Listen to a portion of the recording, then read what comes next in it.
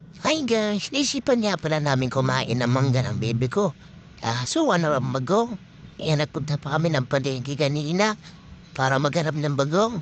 Tapos mga rekado na rin. At kung nakabili na nga kami, umuwi na kami. Pag-uwi namin, niluto ko na itong bagong.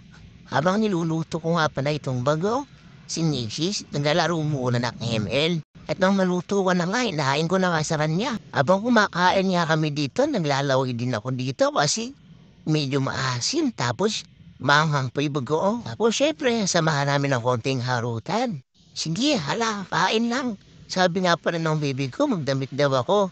Pero sabi ko, wag na kasi katapos ito matutulog din naman ako. Habang may sinisigaw sa labas kami, food trip lang kami dito. Kaya ayan, nakikita niya naman.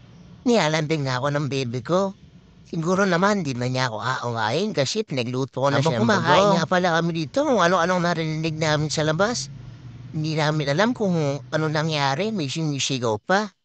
Ayan, manakam kayo, kailangan.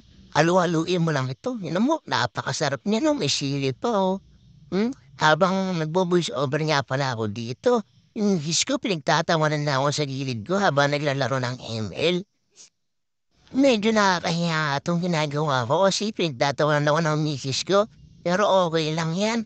At least napapasaya ko siya. At nalalambing ko pa. Kaya ayan, sige, kain ka lang ng mangga.